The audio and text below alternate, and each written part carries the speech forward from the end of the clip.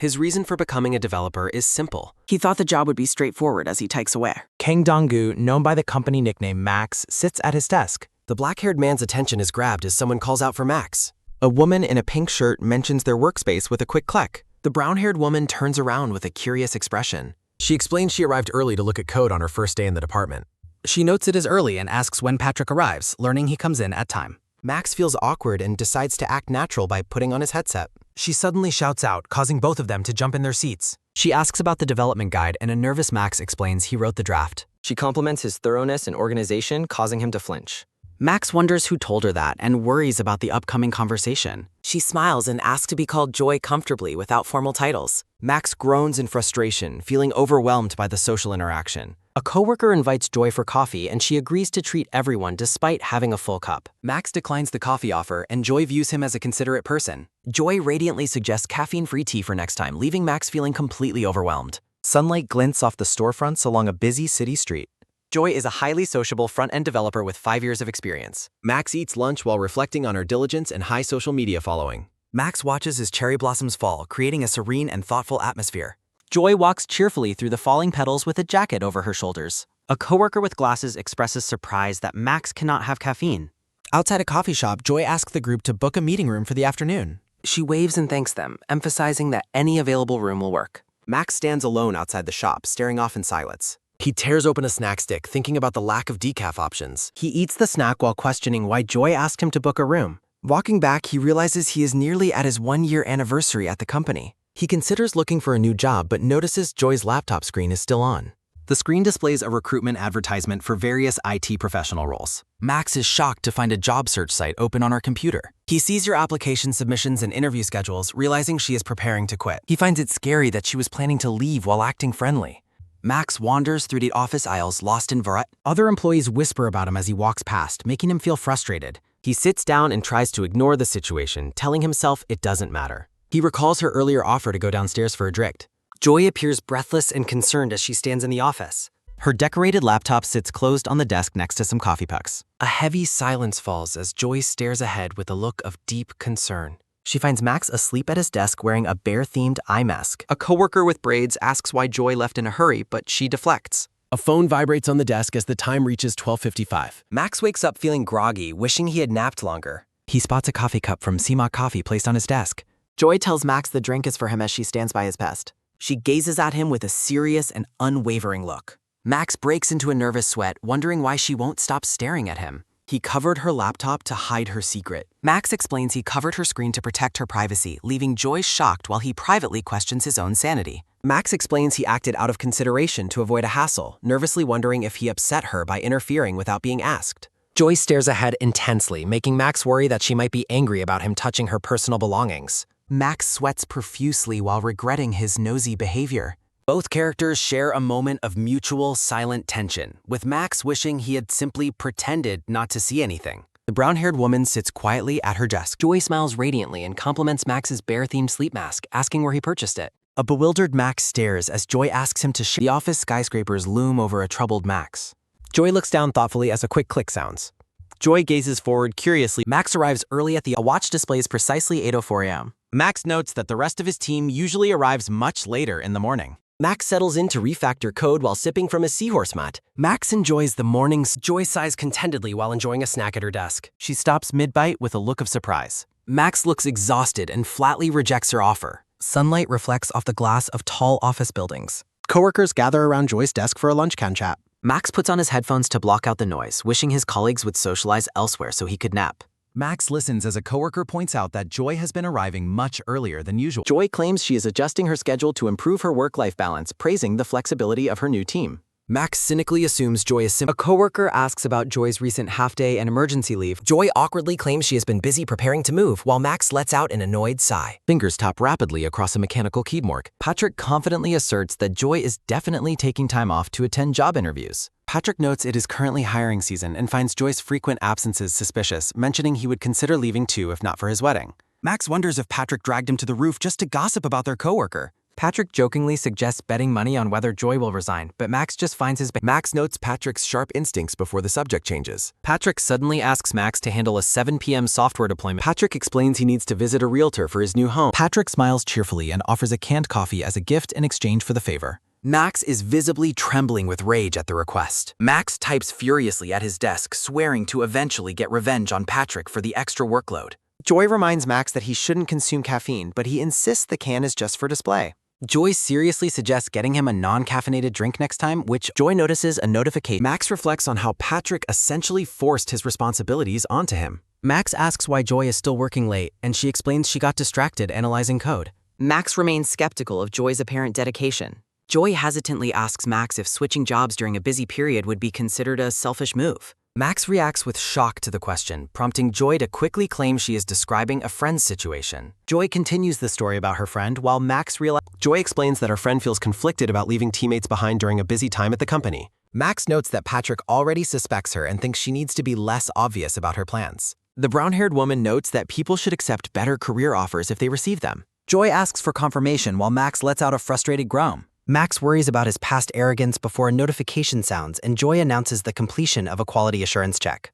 Evening light hits the office building as Max is told to head home. As they walk along the street, a car zooms past with a loud vroom. A crosswalk signal chirps as Joy mentions taking the bus and asks Max about his commute. Joy laughs and clarifies she was asking where he lives, to which Max mentions Ori Station. Joy is surprised they live so close, while Max considers taking the subway to avoid social interaction.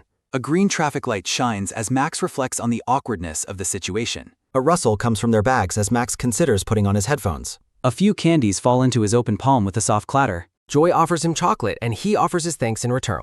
Max wonders if he has done something to deserve her kindness as Joy looks around the stop. A soft swish sounds as Joy leans in close to speak. Joy whispers that her kindness is a reward for him dealing with their lazy senior coworker. Max's heart begins to pound with a heavy thump-thump. Max tries to stay calm by telling himself she is simply a kind person to everyone. Max reflects on the many times he has been on the receiving end of Joy's consideration. A sliding sound occurs as Max offers Joy a throat candy, which she accepts with excitement. Joy describes the intense, magma-like sensation of the candy while Max looks on in confusion. A rustle sounds as Joy opens her snack, leaving Max feeling relieved. Joy suddenly stops moving with a sharp halt. The brown-haired woman looks ahead with a serious expression. A red traffic light glows as Joy tastes the grapefruit flavor. Max is caught off guard when Joy suddenly calls his name. Joy asks him directly if he happened to see her computer screen the other day. Joy repeats her question about the screen with a focused gaze. Max looks away nervously, unsure of how to respond. They sit together at the bus stop beneath a glowing autumn tree. A green bus arrives at the station with a loud screech. Voices from outside the frame announce the bus's arrival and a rush to board first. An engine roar sounds as Joy watches the bus drops. Sitting on the bus, Max holds his head and thinks about wanting to find a new job. The next morning, a tea bag drops into a cup with a splash. Max checks his phone and realizes it is exactly 10 o'clock on Tuesday morning. Max reflects on his lack of sleep while spotting Joy at her desk in a pink shirt. A click-click sounds as Joy focuses intently on her work. Max takes a slow sip of his drink while imagining the possibility of taking a day off. A sudden shout announces that a software issue has occurred. A coworker in a plaid shirt explains a bug with a partner store and confirms that Joy is responsible for that section. Joy explains she is still familiarizing herself with the documents, while the coworker acknowledges she only started last week. The coworker worries about the situation since the primary contact is away as the sound of footsteps approaches. Max walks past his coworkers while trying to remain unnoticed. Max looks troubled as the scene transitions to a new story chapter.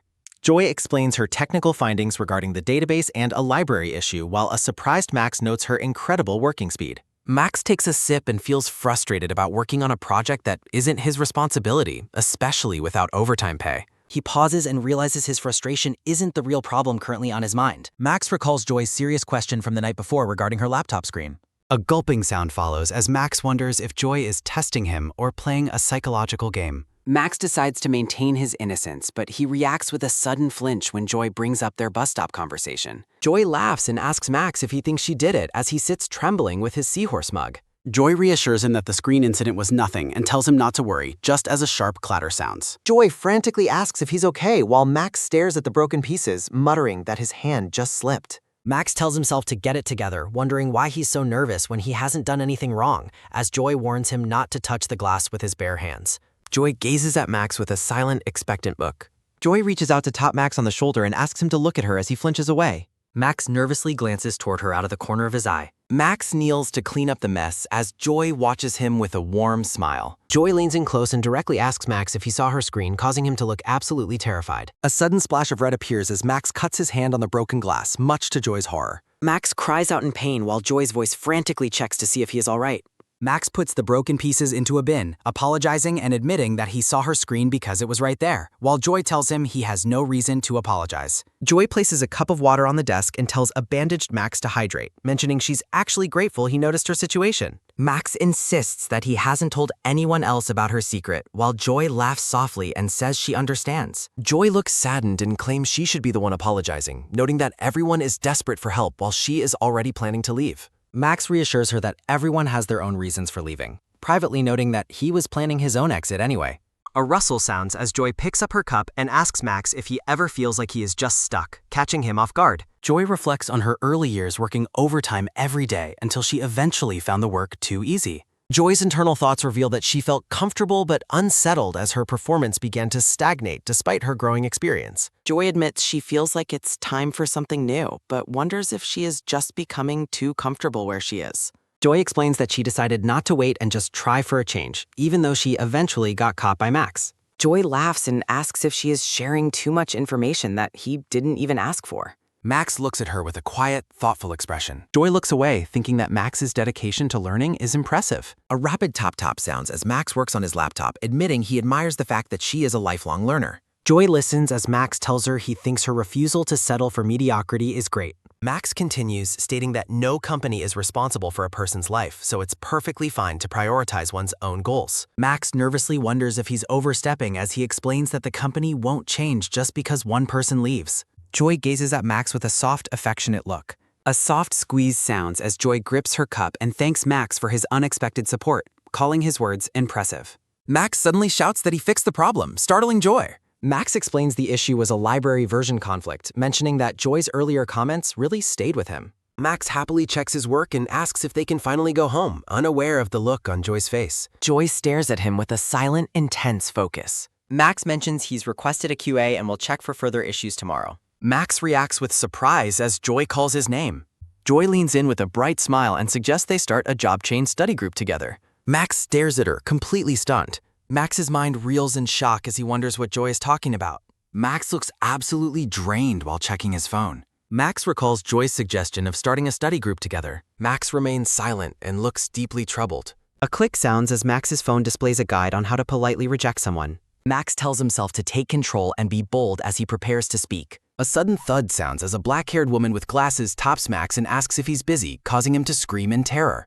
The girl with pigtails asks why he's so jumpy and points out the dark circles under his eyes. Signs on the wall indicate several meeting rooms. Max peeks into a room where a creak sounds from the door. An older man named Donald, the commerce team leader, welcomes Max with a friendly smile. Steam rises from a delicate teacup garnished with a fresh lemon slice. Donald, the commerce team leader wearing a library cap, smiles and asks Max if he avoids caffeine. Donald mentions that Max stepped up to handle issues while Andy was on leave yesterday, causing Max to look slightly uneasy. As a keyboard sounds with a rapid tap-tap, Donald notes that Max also managed to deployment for Patrick, while Max wonders why he is being questioned so suddenly. Donald lets out a laugh and suggests that Max might end up switching jobs at this week. A loud pwah sounds as Max spits out his tea in shock, while Donald quickly clarifies that he was only joking. Donald leans in and mentions they are considering a salary renegotiation for Max in the third quarter, leaving Max absolutely stunned. Donald explains that the company is only doing this for the employees who have worked exceptionally hard. Max clenches his fist in disbelief as Donald adds that the CEO has already signed off on the decision. Donald says it's more important to keep capable people than hire new ones, emphasizing that this must remain strictly confidential, while Max looks on with a weary gaze. Donald offers a reassuring smile while Max remains silent and confused by the turn of events. Taking the silence as agreement, Donald slides a corporate card across the desk with a sharp swish. Donald tells Max to use the card to eat something nice with Joy as a reward for their hard work, leaving Max to wonder why they have to go together. Max looks incredibly stressed at the mention of Joy being the one he worked with the previous day. Donald describes Joy as a valuable recruit from accounting and suggests this meal is the least the company can do to take care of them both. Donald's mouth opens wide as he declares Joy and Max to be the present and future of their team. Joy, the brown-haired woman in a green shirt, looks up with a puzzled expression. Max nervously scratches his head while holding the corporate card, asking Joy if there is anything specific she wants to eat. Max wishes they could just splurge on the card separately as he stands awkwardly by Joy's desk. Joy holds up her pink phone covered in cute stickers, much to Max's confusion. Joy lists her packed schedule of lunch plans and upcoming leave, leaving Max to wonder what her actual intentions are. Max looks completely drained as he considers the terrifying possibility that she just wants him to take the card and disappear. Joy gives a bright smile and suggests they just go to dinner later that evening. The scene shifts to the bright storefront of a restaurant called Gourmet Beef. Max sits at the table looking absolutely exhausted and drenched in sweat. Joy expresses her excitement about getting a table, mentioning she has enjoyed the food there with a friend named Esther before. As a soft splash sounds from pouring water, Joy mentions they have unfinished business to discuss away from the prying eyes at the office. Joy stares intensely at the menu and asks Max if he drinks alcohol, but Max says he will just stick to soda. Joy raises her hand and orders a set meal, a zero Coke, and a draft beer, leaving Max to wonder what happened to his specific order. A sharp talk sounds as Joy snaps the menu shut on the table. Joy leans in close and asks Max if he has given any more thought to her proposal for a job change study group. Max reflects on the exhausting cycle of endless support tasks and overtime that he deals with every day. Joy admits she figured Max would be considering a career move just as she is. Max recalls Donald's serious face when he mentioned the confidentiality of the salary negotiations. Max remains deep in thought, looking troubled by the conflicting situations. Joy notes that there are likely many other developers in the company thinking about leaving as well. Max looks at her skeptically and asks why she is curious about his reasons specifically. Max focuses his gaze on her and asks why she chose to approach him of all people. Joy gives a cheerful shout and explains she chose him because he is the complete opposite of her. Max stares at her with a blank, confused expression. A sizzle sounds from the grill as Joy asks Max if he refactors his code every single morning. Joy notes that while no one else seems to notice, he has been consistently refining his work for a year. Joy recalls seeing Max at his computer, noting that even the notes he leaves in his code are incredibly clear and easy to understand. Joy continues by saying his code reflects his kindness and flawless attention to detail, which made her reflect on her own habits. Joy looks at Max with sparkling eyes and tells him she admires his particular strength. A soft ting sounds as Max is taken aback by her sudden and sincere compliment. Max recalls a memory of a coworker with glasses telling him to stop wasting time on old code and help the team instead.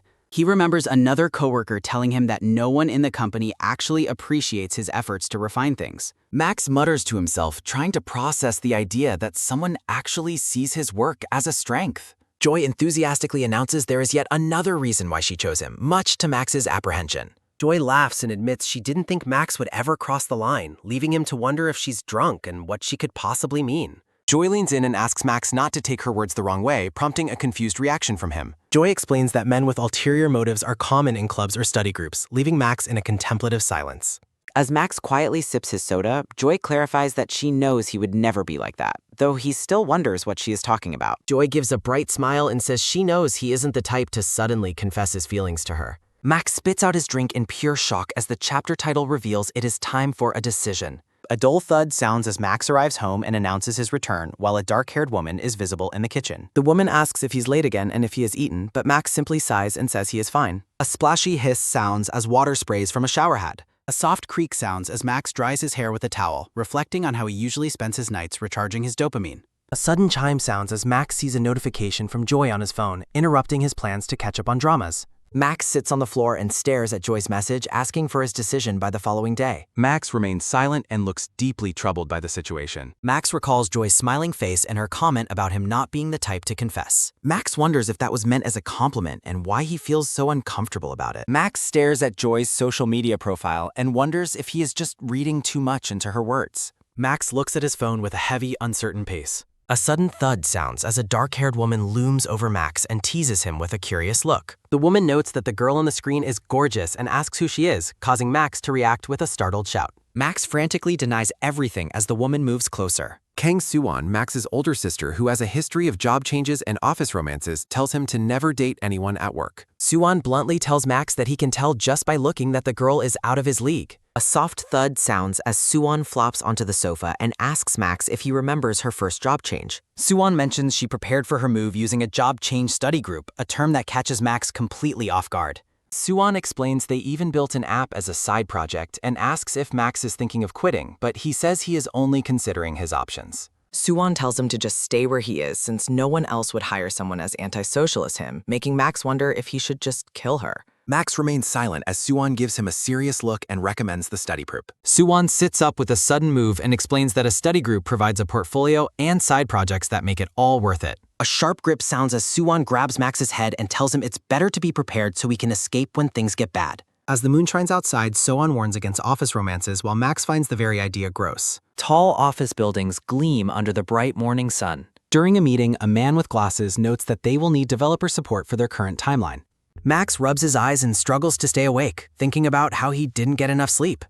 The man with glasses smiles and tells Max he is counting on his support once again, leaving Max stunned. A soft thud sounds as a hand lands on Max's shoulder, and he wonders what they were even talking about as they ask for his help. A brown-haired man gives a thumbs up and tells Max that being a good junior means helping his senior, leaving Max feeling trapped. A girl with pigtails asks if Max is being worked too hard while the senior offers to get him a coffee for a boost. Max clenches his fist in anger, thinking about how they've worked together for a year and still don't know that he doesn't drink coffee. Max recalls a memory of Joy handing him a cup and specifically mentioning it was decaf for him. The memory focuses on the cup of decaf coffee Joy once provided. Joy's voice echoes in his mind, praising him for working hard to back up a lazy senior and telling him his code reflects his kindness. The senior tells Max that his reliability is why he's Max, while Max looks on with a weary and disillusioned gaze. Max remains silent as the senior's hand stays on his shoulder. Joy sits at her desk and quietly consumes a health flicker. Joy's eyes widen in surprise as she looks at a notification on her phone. Max and Joy sit together on a park bench surrounded by blooming cherry blossom trees. Max tells Joy he will join the job change study group, causing her to cry out in excitement. Max explains he isn't desperate to leave yet, but he figured there's no harm in being prepared. Max admits he's worried about upcoming salary negotiations, while Joy admits she was nervous he would say no. Max sits in quiet contemplation as cherry blossom petals fall around him. Joy smiles warmly as petals call. Max reflects on their stark differences. Joy remains lost in her thoughts. Max reacts with sudden, startled confusion. He considers the benefits of proximity. They sit together beneath blooming trees. A small cough breaks the silence. Max asks about their project's logistics. They discuss scheduling and meeting locations. Joy admits she has been Fran. Max is stunned by her unpreparedness. Joy gives him a reassuring look. The 5th episode begins of Joy. A barista announces that coffees are ready. Esther leaves the cafe with drinks. Esther spots the duo walking together. The designer watches them with curiosity. Esther wonders about Joy and Max. Time passes after the initial agreement. They meet at the company cafe. Max asks about her previous interviews. Joy admits she canceled her plans. Max is surprised by her ambition. She describes her ideal future workplace. Joy asks about Max's career goals. Max admits he needs more time. Joy expresses in his future. She wonders where he will work. Max struggles to maintain his focus. He tries to redirect the conversation. Esther suddenly eavesdrops on their talk. The designer is identified as Esther. Max panics as their secret slips. He hopes Joy will provide gutter. Joy is completely frozen in shock. Max lies about consulting a group. He pretends to prioritize self-improvement. Esther notes his unusual cafe presence. Max attempts to make a quick exit. Esther calls out to him suddenly. He declines her offer for snacks. Work begins at the office desk. Esther discusses technical implementation details. Max delegates tasks while checking indexing. Esther feels distracted by her thoughts. Max worries about rumors spreading. He assures Esther the task is doable. The office remains quiet and empty. Esther leans in to ask Max something. She whispers about seeing him with Joy. Max panics as Esther mentions seeing him and Joy together at a cafe where he normally never goes. Esther asks if Max is interested in Joy too, leaving him in a state of pure shock. Esther notes that he joined the competition for Joy's heart just like everyone else at the company. Max is confused by the idea of a competition as he recalls Joy's popularity and her history of rejections. Esther explains that Joy is openly popular and mentions that some coworkers even quit their jobs after being rejected. Max dismisses the idea of workplace romance as pointless, prompting a tiny Esther to quip that he sounds like a quote. He recalls his sister's firm warnings about the dangers of dating coworkers following a second failed romance attempt. Max attempts to shift the focus back to their work by asking Esther if there are other issues to revise. Esther gives Max a lucky red ginseng candy and wishes him a peaceful afternoon free of emotional drama. Max realizes even a lucky candy cannot prevent his inevitable overtime as he chews on the snack. A soft creak sounds as Joy approaches Max while he works on a technical request for Patrick. They decide to meet on weekday evenings twice a week to work on their job change study group project. They coordinate a meeting spot at Jongja Station since it is close to Joy's home and on Max's way. A quick click sounds as Joy captures the sunset while mentioning that Max lives near Ori Station. They agree to handle most of their progress check-ins online after establishing their initial workflow together. Max watches her with a quiet, thoughtful expression as the breeze blows through the rooftop air. Joy wonders if they can successfully manage their plan despite their busy jobs and frequent overtime. Max weighs the heavy burden of balancing a demanding career with the preparation required to leave it. He acknowledges that the road ahead will be difficult and certainly won't be an easy feat for them. Joy reassures him that they'll face the challenge together with a bright and encouraging smile. Max remains silent as he looks at her, struggling to maintain his typical cool composure. They enter the elevator and briefly discuss their late shifts while feeling the weight of the long day. Joy suddenly suggests using their real names outside of work, catching Max completely off guard. A double thud heartbeat sounds as Max realizes Joy overheard Patrick calling him by his actual name. Max reluctantly reveals his full name as Kang Dong-gu as they stand together in the descending elevator. Joy makes a playful pun about his name being a district, which he takes with a serious, unamused expression. A soft ding sounds as Joy notes that his real name leaves a much bigger impression than his nickname. They stand together in a moment of awkward silence as the elevator continues its descent. Max wishes the elevator would move faster as the passage of time begins to feel painfully slow. Max stares at the girl beside him while trying to process the strange turns their conversation has taken. Joy looks back at him with a curious tilt, seemingly sensing his internal social discomfort. Joy asks if he intends to learn her name as well since he already shared his own. Max admits he is curious about her real identity now that she brought the subject up. Joy playfully refuses to tell him her name, leaving Max feeling exasperated and wondering if she is messing with him. Max points out he can easily look her up in the company's emergency contact network anyway. A soft bow marks their parting as they finally exit the elevator and prepare to head home. Max thinks there's no way she would actually withhold her name after everything they've discussed. A sudden poof sounds as Joy reveals her digital profile to him in a startlingly playful move. Her phone screen clearly displays her real name as Jang Chae-rin next to a professional photo. Joy teases him for being so gullible while Max wonders if she's just acting like a kid. Joy suggests exchanging numbers to talk about their technical logs and avoid administrator oversight on company messengers. Max is caught off guard by her sudden and direct request to exchange personal phone numbers. Joy promises to send him a message herself so he doesn't have to search through the company list. Later that night, Max reflects on their unusual interaction while staring at his phone in his dark bedroom. A soft top sounds as Max opens the Messenger app to see Chae-rin's profile and her first message. Max repeats her real name quietly to himself as he looks at the photo of her on his screen. He wonders if this marks the very first time he has exchanged personal numbers with a coworker. Swipe sounds as a hand scrolls through vibrant vacation photos. Max notes how different their worlds are while staring at his phone. Chae-rin waves cheerfully while promising to message him later that evening. Press sounds as Max turns off his screen to finally get some sleep. Chae-rin sits peacefully at a table surrounded by colorful stickers and sweets. Chae-rin suggests a Monday meeting and project ideas over their personal messenger. Max considers the upcoming weekend while feeling a rare spark of genuine excitement. Jaden offers Chae-rin a coffee while Max watches them from his desk. Jaden suggests Chae-rin just wing her work since hard work goes unrewarded. Max is baffled by Jaden's mindset as he prepares to leave the office. Chae-rin suddenly suggests bringing Max along for coffee, catching him completely off guard. Whisper sounds as Jaden tells Chae-rin that Max actually dislikes caffeine. Chae-rin looks flustered while Max remains silent in the background. Max feels a surge of frustration before deciding to join them. He reluctantly orders a decaf Americano while questioning his own strange behavior. Jaden asks Chae-rin if she has seen the cherry blossoms yet this season. Max finds Jaden's blatant flirting absolutely unbearable as he stares into his drink. Jaden and Max both offer suggestions for the best nearby blossom viewing spots. Chae-rin looks between the two men with a confused and curious expression. Max points out a quiet spot near her home while scolding his own impulsiveness. He admits he hasn't seen the trees himself because of his constant overtime shifts. Ring sounds as the coffee buzzer signals that their order is finally ready. Chae-rin stands up quickly while asking if they should return to the office. Jaden glares intensely at Max, sensing a sudden and unexpected shift in competition. Max regrets coming along as Jaden notes how close the neighbors have become. Chae-rin carefully packs her decorated laptop into her bag at the office. Chae-rin mentions her lunch walk and teases Max for eating a lobadan. Max asks if she is enjoying teasing him while he works through overtime. Chae-rin approaches Max with a clenched fist, causing him to look up curiously. Max wonders what she is planning as she reaches toward his hands. Chae-rin gently drops a handful of pink cherry blossom petals into his bobs. She smiles warmly and calls the petals a reward for helping her earlier. She waves goodbye while leaving Max bewildered and covered in fallen blossom petals. Max sits frozen in his chair while telling her to clean up the mess. He recalls his own advice about the peaceful park as he looks at the petals. Max stares down at his hands with a look of deep, quiet contemplation. He suddenly calls out to her just as she's about to walk away. Max wishes Chae-rin a good weekend while kneeling to pick up the petals. Chae-rin turns back with a radiant smile and waves a cheerful final goodbye. Max checks his watch and decides it is finally time to end his shift. He finds the elevator closed for maintenance while worrying about his weekend tasks. A thud sounds as Max hears someone shouting angrily inside the dark stairwell. Max listens intently while wondering if a fight is breaking out nearby. He looks down the stairs and recognizes two coworkers standing together in the shadows. A man with wavy hair questions what to do when feelings for someone vanish. Max watches silently as the man suggests that lost love marks the relationship's end. The man begs Yi-yun to say something as Max watches with a stunned expression. Esther looks down with a sorrowful gaze while the man calls her a fool.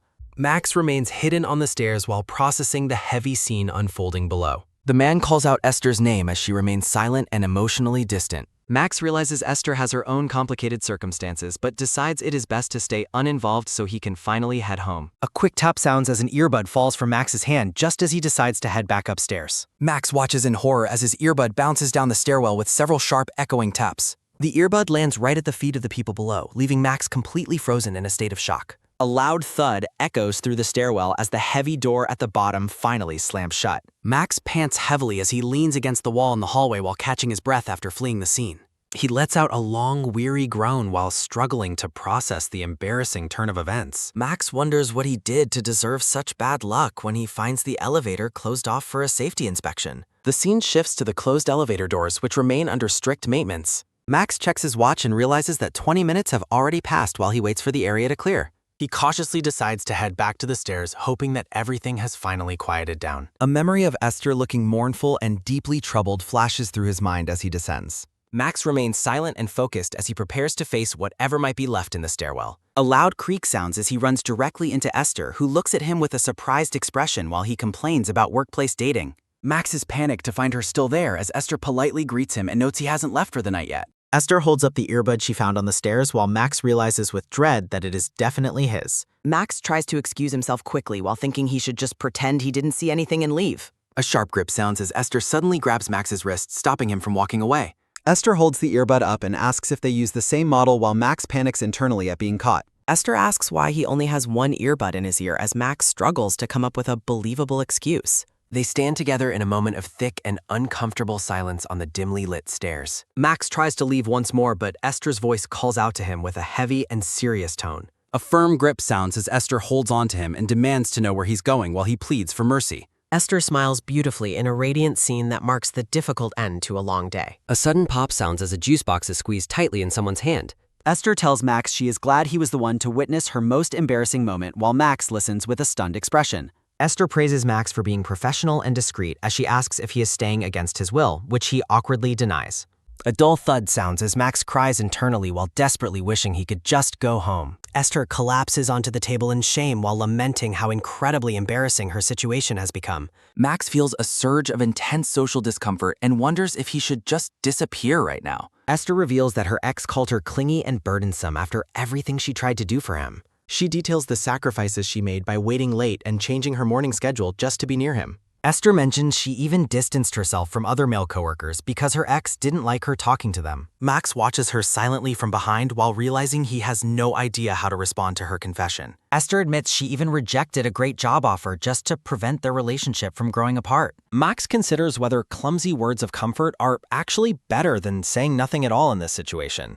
Esther expresses her deep pain that her ex now claims office dating doesn't suit him after her many sacrifices. A soft squeeze sounds as a drink can is crushed during a tense moment of realization. Max decides he must be careful and only say things he can truly take responsibility for in the future. He promises Esther that he will not say a single word to anyone about what he witnessed on the stairs. A smooth slide sounds as Max hands her a drink and tells her that the situation isn't something to be ashamed of. Max reassures her not to worry about anything and gently suggests that she just head home for the day. Esther looks up at him with a look of quiet and surprised realization. A soft slide sounds as Esther extends her hand toward Max with a curious and playful gesture. Esther thanks him for his promise, but teases him for being visibly embarrassed, which Max loudly and defensively denies. Esther playfully orders Max to hurry up and leave already. Esther gets into a taxi and asks about his birth year to see if they can be friends, but Max insists being coworkers is enough. A quick click sounds as Max captures a photo of the taxi's license plate to ensure she gets home safely. A low vroom sounds as the taxi pulls away and heads into the city night.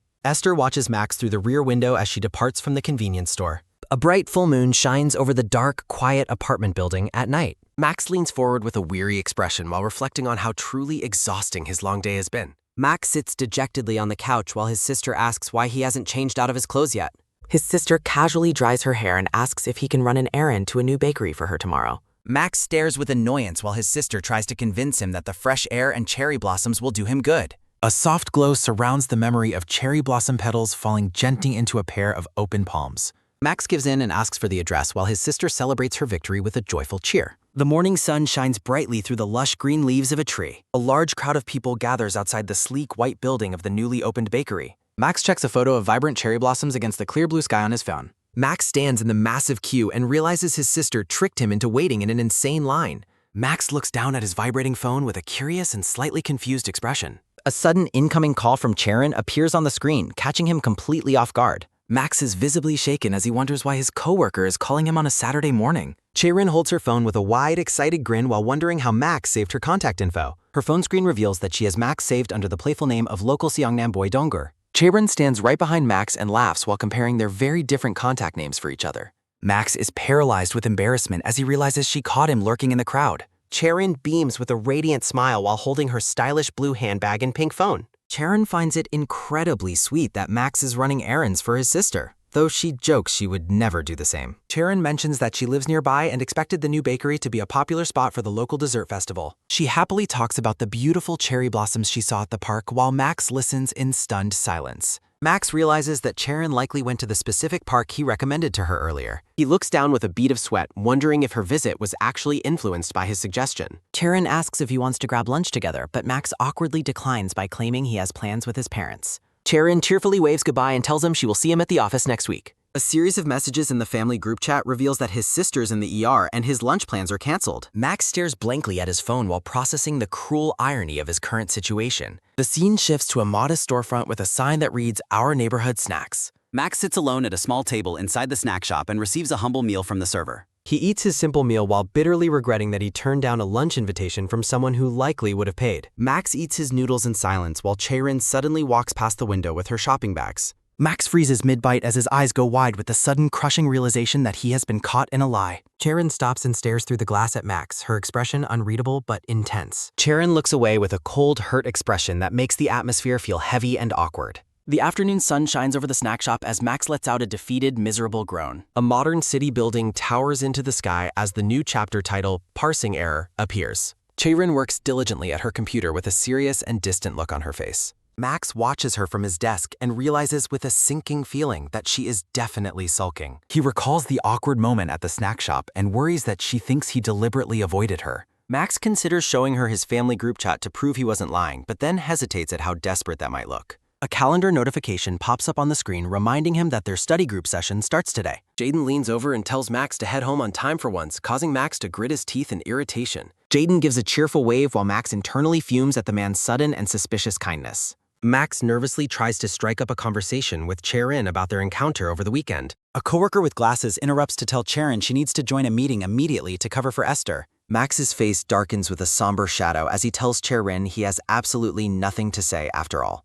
Max feels like he is losing his mind as the sun glares off the side of the massive office building. The exterior of a coffee and dessert shop called A Onsome Place stands under the warm glow of the sun. A beautifully decorated tray holds 2 slices of gourmet cake alongside a heart-shaped latte art in a white cup. Max reflects that this project requires independent leadership, unlike his usual company tasks. Charon suggests they decide on the dating app features by the weekend before calling out to a distracted Max. Her voice rings out as she suddenly shouts his name, making Max jump in surprise. Charon observes that Max seems incredibly tired and unfocused both here and at the office. Max spits out his coffee in shock when Charon asks if he is upset about her seeing him eat alone on Saturday. Max panics internally over how to respond before deciding to simply apologize to Charon. Charon explains that her high energy and outgoing nature can sometimes feel overwhelming to others. In a soft memory of the park, Charon admits she worried her invitation to eat together had made him uncomfortable. Charon watches him with a questioning look while Max silently focuses on his home. His intentions are revealed as a soft slide sounds while Max shows her his family group chat. Max explains that his parents had an emergency, proving his excuse was actually the truth. Charon asks why he didn't just message her, but Max notes it felt inappropriate to contact her over the weekend.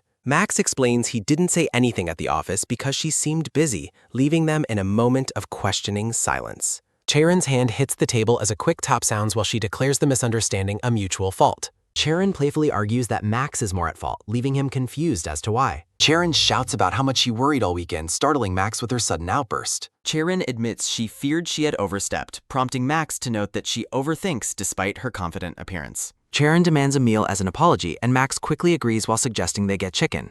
Her phone alerts her as a digital ping sounds while Charon checks a chicken gift coupon. Charon vibrates with suppressed emotion while Max nervously wonders if she dislikes the choice of food. Chae-rin beams with a joyful smile and thanks him for the meal, revealing chicken is actually her favorite. Max lets out a sigh of relief while Chae-rin smiles secretly to herself. The cafe stands under the night sky as the first day of their study group comes to an end. The sun shines brightly over the glass facade of the tall office building.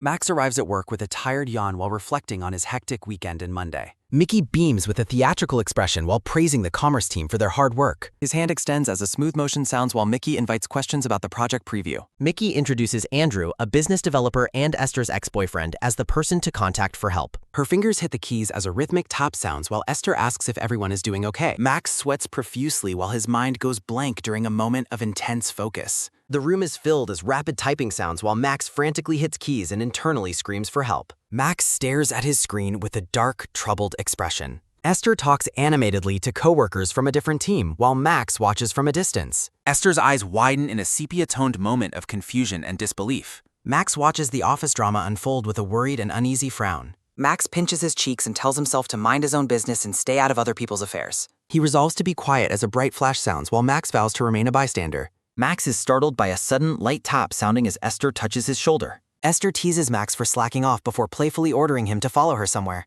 The convenience store exterior stands quietly under a cloudy blue sky. Esther grandly offers Max any food he wants as payback, though he suspects it is a bribe. A soft crinkle sounds as Max grabs a sandwich and asks if the message he overheard earlier was true. Their location is marked by a muffled rustle sounding as they hide behind shelves to eavesdrop. Esther freezes in shock as she catches sight of something unexpected through the snack aisle. Max begins to comment on the sudden news before a sharp gesture cuts him off. Their silence is enforced as a quiet shh sounds while Esther urgently signals Max to be quiet. Andrew's secret is guarded as a bright spark sounds while he talks privately on his phone. Max is stunned to overhear Andrew discussing his recent breakup and his plans to only pretend to reflect. Andrew walks away as heavy footsteps sound while Max and Esther crouch together in stunned silence. Max looks down with a grim expression while Esther stares at him with wide, uncertain eyes. A glass tower looms over the title Episode 10, Line. Max and Esther sit in silence under a gazebo near a vending machine. Esther admits she rushed out while Max assures her everything is fine. Max offers a drink, but Esther specifies she only drinks zero-calorie options. A bottle of water drops into the bin as a sudden clink sounds. They sit with their waters, reflecting on the novelty of vending machine drinks. They discuss Andrew's phone call as a soft rustle sounds in the background. Esther explains Andrew was likely rebounding with a longtime female friend. A tight squeeze sounds as Esther clenches her water bottle while admitting her suspicions. Esther details her investigation of Andrew's cheating while Max listens with growing concern. A heavy gulp sounds as Esther chugs her water while Max watches in silence. A satisfied sigh sounds as Esther asks Max to keep her secret once again. Esther reminds Max of his pinky promise while suddenly switching to casual speech. Esther offers Max a small, meaningful smile. Max looks away while quietly agreeing to keep her secret. A red light glows on the vending machine, signaling consideration through silence. A sharp click sounds as Max clicks his mouse in the quiet office. Max stares at his screen while feeling a sense of mounting frustration. Chae-rin offers Max candy as a smooth slide sounds between their desks. Max holds the candy in his hand while remaining completely silent. Chae-rin reflects on the irresponsibility of meddling in other people's choices. Max is taken aback while Chae-rin wonders if he shares her perspective. Chae-rin suggests that expressing honest feelings is actually acceptable. Max recalls telling Chae-rin that her determination was truly admirable. A quick wave sounds as Chae-rin notes Max's usual reluctance to give advice. Max looks down with a thoughtful and troubled expression. A sign identifies the entrance to the women's restaurant. A digital buzz sounds while Esther's phone vibrates on the restroom hammer. A soft ping sounds as Max's message asking to talk privately appears. Esther stands before the mirror while looking at her phone in surprise. Max jumps as Esther suddenly calls out his name. Esther asks if Max is slacking off and invites him to coffee. A heavy step sounds while Max begins to walk away without answering. Esther watches him go while wondering what is bothering him. Max shocks Esther by questioning why she is the one leaving the company. A firm stomp sounds as Max insists that Esther shouldn't be the loser. Max emphasizes that she shouldn't be the one taking the loss after being hurt. Esther is left speechless by Max's sudden and intense outburst. They stand together in the quiet stairwell while processing the moment. Esther recalls the pain of seeing her ex-boyfriend every day at work. She explains her routine of hiding her tears and acting normal at her desk. Esther admits she questioned if she could continue working under such pressure. Max recalls the advice to be honest about his feelings. A sharp grip sounds as Max claims the decision is ultimately hers alone. He admits he hates seeing Andrew benefit from Esther's sacrifice. Max expresses his hope that Esther will eventually outshine Andrew in everything. Esther looks at Max while wondering why he is sharing these thoughts. A soft glow illuminates the memory of them working together in the past. Max looks down while claiming he simply thinks she is excellent at her job. The afternoon light glints off Esther's elegant blue pendant necklace. A green emergency exit sign glows. Max hears a sudden, soft sniffle sound in. He stares ahead with wide, anxious eyes. Esther weeps silently as tears stream down. A formal announcement marks a new chapter. Max recoils in shock at her tears. He asks if he caused her distress. He internally complains about the awkward situation. They share a tense, confused, emotional moment. Esther looks away with a troubled gaze. Max processes her mention of 2 weeks. She vows to resign if things persist. Esther winks while inviting him back inside. Max offers a quiet, hesitant verbal agreement. A heavy thud sounds at Pator. He resolves to focus strictly on work. They encounter a group of curious coworkers. Their presence together draws immediate, suspicious attention. The office staff watches with mounting curiosity. Joy invites them out before Esther flees. A coworker dismisses Max's participation, irritating him. Max makes a hasty excuse and departs. Joy watches them leave with silent suspicion. A rhythmic tapping sounds as time passes. Max types frantically while struggling to concentrate. He imagines the rumors spreading at once. He fears being labeled a creepy stalker. Max suddenly stops as a realization hits. He imagines bragging about his bold actions. He tries to regain his mental composure. A coworker's sudden inquiries startles Max completely. Max acts innocent while hearing about Esther. He snaps at the coworker's loud dunes. He realizes the entire office is staring. Esther claims she needs to visit a pharmacy. She blames her red eyes on dryness. Esther thanks Max for a fake savor. She offers a secret wink tan. Max exhales in a huge sigh of relief. Joy maintains a sharp, observant gaze on him. The sun shines on a local cafe. Max slumps over, exhausted by his coworkers. He resolves to distance himself from everyone. He specifically marks Esther and Joy as trouble. The barista announces that his tea is ready. Max tries to find his inner peace. He lets out a loud, startled yell. Joy questions his choice of expensive tea. She explains her presence with a coupon. Joy flashes a knowing and mischievous smile. Max thinks it is too bothersome and wants to leave immediately, but Joy insists she was bored anyway and is happy to accompany him. Joy playfully suggests they go in together with a wink, causing Max to let out a groan of dread. Under the night sky, Joy asks Max if he is attending the upcoming company dinner, and he mentions he will only stay for the first round. As they walk, Max looks visibly nervous while Joy watches him with a curious expression. A voice calls out to Max as they pass by city buildings at night. Joy looks slightly flustered as she asks Max if he still feels awkward when they are together. Max looks completely taken aback by her sudden and unexpected question. Joy points out that Max uses a nickname for Esther but remains strictly formal with her by using honorifics. Max sips his drink while wondering if he really acts that way as Joy searches for a reason behind his behavior. Joy recalls a memory of telling Max to drop the formalities when he first sat next to her at work. She explains that since they share the same role, it is important for them to communicate frequently and comfortably. Max takes a long sip of his drink and explains that he used formal titles to avoid making mistakes while speaking. Joy concludes that he maintains distance precisely because they are close, leaving Max confused by her reaction. As they walk together, Max brings up their shared study group as another reason for their connection. He admits that she is actually the person he feels closest to at the entire company. Joy stares at him with wide eyes, clearly struck by his honest confession. The evening breeze rustles softly through the green leaves of the trees. Max remains quiet while focusing on his drink. A sudden, sharp whoosh sounds as a gust of wind startles Max. Joy is intrigued, noting that his voice sounded much deeper than she had ever expected. A soft whistle sounds as the wind blows through the green leaves once more. Joy smiles warmly, finding the entire interaction very interesting. Max's heart begins a rapid thudding as he wonders exactly what she finds so interesting. Joy laughs and tells him not to misunderstand her curiosity before noting they have arrived at their destination. Max reflects on her curiosity as he stands near the entrance to the men's restroom. Inside the restroom, a soft swoosh sounds while Max reflects on his past and knowing his place. He recalls Leo, a man who is kind to everyone and always curious about his surroundings. Max decides it is better for his mental health to ignore unnecessary comments and puts on his headphones. A glowing light bulb hangs above the title, Episode 12, Always On. A well-dressed man walks through the office as a rhythmic thud sounds. Max looks up from his desk as coworkers loudly praise a man named Leo for his hard work. A coworker welcomes Leo back to the headquarters while Max watches him from a distance. Leo is revealed to be a socially adept man who has just returned to the main office today. Max sips his drink and observes that Leo appears to be extremely comfortable in social situations. Leo approaches Joy at her desk and playfully asks why she hasn't greeted him yet. Joy is shocked by his sudden appearance and notices his new hairstyle while Max watches their close interaction. Leo introduces himself to Max and praises his reputation at work while Max offers a polite thank you. Leo teases Joy about her snack habits and asks Max to look after her, prompting Joy to shoo him away. Max observes that Leo is a classic extrovert who seems completely unaware of shyness or social boundaries. Leo expresses disappointment that Joy moved to the commerce team, but she reminds him he missed his chance to treat her better. Leo invites Max to join the finance team for coffee later that day. Max adjusts his headphones and returns to his thoughts in the quiet office. The scene shifts to a local restaurant known for its grilled meat.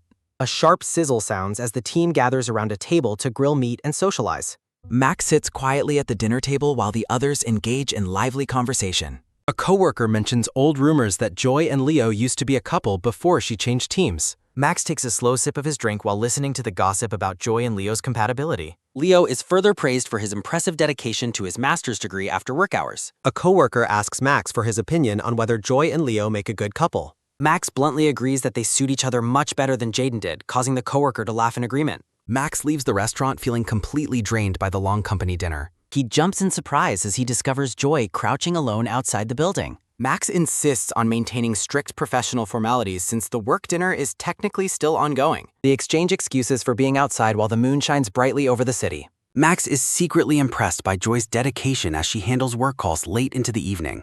A close-up reveals Joy's focused and serious gaze as she stares at her phone. Joy stands up while admitting she got tipsy quickly and plans to buy chocolate muck. She excitedly explains her love for chocolate milk and its effectiveness as a hangover cure. A coworker calls out for Joy to return while Max watches her from the sidewalk. Max watches through the window as Joy joins Leo for a lively conversation at the table. Leo suggests heading to a cocktail bar for a second round of drinks. Max remains silent while watching their interaction from the quiet darkness outside the door. He reflects on the missed connections between Leo and Joy during the cool night. A sudden, loud beep sounds while Max adjusts his hair and looks around in confusion. The scene shifts to the bright exterior of a local convenience store at Might. Esther flashes a mischievous smile while celebrating being alone with Max at last. Max warns her about being overheard and questions her about a past conversation. A hazy memory of Max on the emergency stairs flickers through his mind. Max clarifies that his previous praise for her technical knowledge was sincere and rare. Esther bursts into laughter while finding Max's unique and awkward way of complimenting her hilarious. Max looks annoyed while wondering if she brought him here just to ask that question. A rhythmic thud sounds while they continue walking together past the store shelves. Esther's reflection appears on the glass as she offers her heartfelt thanks for his support. She places a comforting hand on Max's shoulder while promising to support him in the future. A sharp pfft sounds as Esther jokingly offers to be his emotional outlet. Esther insists she is being serious while Max hides his face and trembles in silence. Max finally breaks into a genuine and hearty laugh while Esther watches him with amusement. Esther notes that sometimes just having someone there for support is more than enough. Max is caught completely off guard as he meets Esther's steady and intense gaze. Esther realizes with surprise that this is the first time she has ever seen Max laugh. Max is taken aback by her comment and questions his own gloomy reputation. Esther leans in closer while playfully teasing him for being so obviously embarrassed. Back at the restaurant, Joy stares at Max's empty chair with a look of regret. Joy looks forward with a thoughtful expression while the dinner continues around her. Esther continues to tease a blushing and shy Max inside the brightly lit store. Max urges Esther to stop teasing him and hurry up with their foppin'. Max experiences major decision paralysis while trying to choose between ice cream and a drink. The convenience store stands silent under the dark sky while time passes. Esther gleefully presents the chocolate milk that Max eventually picked out for the group. They return to the group while Max refuses to take any responsibility for the choice. Leo approaches Max to ask if he will be attending the second round. Leo offers more drink options while Esther whispers a playful joke about Korean-style promises. Joy is absolutely delighted to receive the specific chocolate milk Max set aside for her. Max and Esther share a quiet, knowing look as the group prepares to move on. The morning sun shines brightly over the glass windows of the company headquarters. A coworker in a gray vest approaches Max at his desk to check his availability. Leo and the coworker ask Max for help moving equipment because Jaden is hung over it. Max is filled with silent irritation as he realizes they are dumping more work on him. Max considers finally saying no to the request as Joy watches him with curiosity. Joy maintains a knowing smile while Max avoids her gaze and processes the situation. Max looks utterly drained as Leo agrees to help and Patrick offers a cheerful thanks. As Max walks away in irritation, Leo spots Joy at her desk and calls out to him. Leo shows Joy a map on his phone while asking about a specific cake shop she mentioned liking. Joy's eyes sparkle with excitement when Leo offers to grab some cake for her while he is out. Leo insists it is no trouble at all since he is already heading out, while Max stands quietly behind them. Max agrees to Leo's suggestion of getting cake for the whole team, though he secretly just wants to go home. The scene shifts to the brightly lit underground parking garage near Gate G. Inside the car, Leo hands Max a drink and mentions that Joy told him Max prefers decaf coffee. While driving, Leo notes that Patrick has been highly praising Max's impressive coding abilities lately. Max sips his coffee while wondering exactly what Patrick has been saying about him behind his back. A sharp click sounds as Leo starts the engine and admits he hopes to collaborate with Max before he eventually quits. Max is taken aback and asks if he is actually quitting while the car cruises past city buildings. Leo explains that a friend's startup offered him a position and he plans to join once his master's degree is finished. Max watches Leo through his driving glasses, reflecting on how much more experienced and ambitious his older coworker seems. Max asks if Leo would rather move to a massive unicorn startup instead of a smaller company. Leo explains his desire to help build the foundation of a company from the ground up rather than joining an established one. A sharp screeching sound echoes as the white car suddenly brakes on the busy city street. Leo turns the question back to Max, asking what kind of work environment he envisions for his own future. Max honestly admits that he hopes to eventually freelance to avoid being tied down by any specific organizations or people. He immediately worries that his honest answer made him sound like a social misfit as a long silence follows. Max is shocked when Leo looks at him and sincerely calls his future ambition admirable. Leo adds that talented freelancers have the power to name their own price, leaving Max feeling unexpectedly validated. Leo asks to keep their conversation a secret from the rest of the commerce team with a knowing smile. Max looks confused by the sudden request, but eventually agrees as he processes the unusual interaction. A loud clink sounds as they realize they have accidentally driven past the same alleyway 3 times. They eventually manage to load several large blue boxes into the backseat of the car. The car pulls up in front of a modern building housing a dessert and gallery cafe. Inside the cafe, Leo checks his phone for Joy's instructions while Max suggests simply buying the most popular items. A soft swish sounds as Max points out a specific cake in the display case that catches his eye. A delicious-looking cake topped with chocolate cookies is revealed just before Joy lets out a shocked gasp. Back at the office, Joy is thrilled they found a cake that is usually sold out while Leo looks on. Leo praises Max's great instincts and thoughtfulness while Max looks on with a confused expression. Joy realizes with a start that Max was the one who actually chose the specific cake she wanted. Max hides behind his computer monitor while a soft swoosh sounds and Joy watches him with a warm smile. A quick slide sounds as a hand places a paper cup containing a piece of the Oreo cake on Max's desk. Joy offers him the cake while Max looks up from his keyboard and notes that he is fine without it. Joy insists that good things should be shared with a bright smile, while Max looks visibly overwhelmed. Max takes a bite of the cake and reflects that it isn't nearly as sweet as he had expected. Joy watches him closely before recalling the moment Esther gave her the chocolate milk Max had picked up. She remembers Esther's surprise that Max chose the drink, causing Joy to look at him with renewed interest. Joy stares at the carton of chocolate milk while remembering how well it works as a hangover cure. She thinks back to Max leaving the company dinner early and concludes that he is far more thoughtful than he seems. Joy rests her chin on her hand while staring ahead with a lingering, thoughtful smile. Max holds the paper cup as the title Episode 13 Cookie appears below. A rapid thudding sounds as Max clutches his chest, feeling his heart racing at an alarming speed. A sudden whoosh sounds as Max whirls around to look at the coffee cup sitting on his desk. A sharp bang sounds as Max realizes there is no decaf label on the lid of the coffee cup. Patrick asks if their drinks got switched while a freezing sound effect emphasizes Max's sudden realization. Joy looks weirdly at Max while Patrick apologizes for the mix-up and promises to buy the next round. Max's heart continues its heavy thudding as he realizes the massive mistake he just made. Episode 14, titled Raindrop, begins with a brown-haired woman waiting. Corporate chat notifications overwhelm Max with a barrage of urgent task requests. A rhythmic tap sounds as the black-haired man types with frantic intensity. Max screams in caffeinated frustration while Joy watches him with visible concern. Joy offers to help Max by splitting his massive workload. Max firmly refuses the help, insisting on finishing his own responsibilities. Joy responds to his stubbornness with a silent and awkward smile. Leo approaches and invites Joy to join their former team for lunch. A weary Max leaves the office, seeking chamomile tea to calm down. Max stares intensely at a small wooden box with a stressed expression. Max looks toward the sky and worriedly hopes it will not rain. Colleagues walk past Max while giving him suspicious and questioning looks. Max looks sickly and pale as his intense caffeine high fades. Max decides it is more efficient to postpone his main tasks. Max dejectedly walks out of the office as Joy continues her work. Max vows to spend his first early leave resting with all his might. Heavy rain begins to pour as Max stands frozen at the exit. Max stands dejectedly in the rain, lamenting the terrible timing. Joy arrives with her white umbrella and offers to share it with him. Joy offers a soft, knowing, and incredibly kind smile to Max. Joy chatters about practicing small talk and wanting to learn new skills. Max wonders how he ended up in this situation while walking together. Joy laughs and promises him it is only a very short walk. Joy teases Max for picking a chocolate-flavored item based on a recommendation. Joy continues playfully teasing Max about their umbrella being too small. They walk away together into the rainy and blurry city afternoon. A text panel questions when the bus stop will finally shut. They sit together at the bus stop as the rain continues falling. Joy asks if Max has been working through his entire lunch break. Joy is visibly shocked to learn that Max skipped his lunch entirely. Max recalls Joy leaving for lunch with Leo earlier that day. Joy explains that she and Leo joined the company together years ago. Max asks why Joy refers to the colleague as Leo. Max questions his own curiosity as Joy praises Leo's unique qualities. Joy notes that Leo is essentially everyone's ideal type of person. Joy admits that personally, she actually likes the complete opposite type.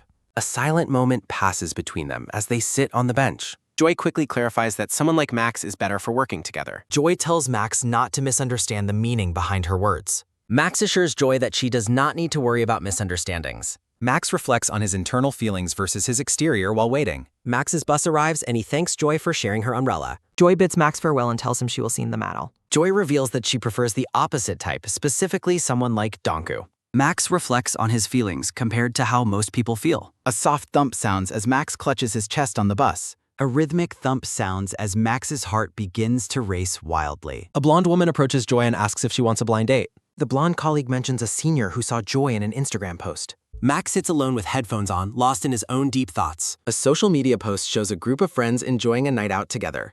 Passers-by are captivated by Joy's beauty as she walks past them on the sidewalk. A rhythmic thud sounds while Joy leads Max through an alley toward a hidden cafe. They arrive at a quiet cafe run by one of Joy's close friends. Joy warmly greets the owner at the counter while Max watches from a distance. Nearby customers whisper in admiration of Joy as she jokingly asks for special service. Joy reflects on the unlikely friendship forming within her study group. A tray of delicious desserts and warm coffee is set down on their table. They begin their study session while discussing the technicalities of open-source design files. Max finds himself distracted by curiosity regarding the blind date mentioned earlier. A soft ding sounds as he tries to justify his curiosity as simple teamwork. Max prepares to act naturally before casually bringing up the topic of the date. A loud gulp sounds while Joy laughs at his unexpected and blunt question. Joy teases him for listening in despite wearing his headset during their previous conversation. Max asks if she decided to go on the date, leading to a thoughtful pause. Joy admits the man was attractive, but explains that she eventually turned him down. Max hides his relief behind his coffee cup while Joy notes the outcome was quite lame.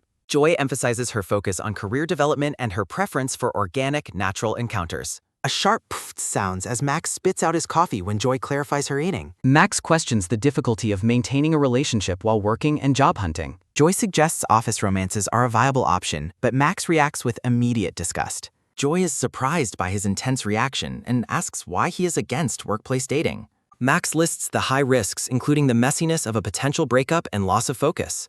A hazy memory of Esther appears in his mind as he speaks. Max concludes that it is far more efficient to avoid office romances entirely. Joy asks what he would do if someone truly special caught his eye while working. Max looks flustered as Joy playfully suggests romance could bloom during their time together. A heavy, questioning silence follows as Max stares down at the table.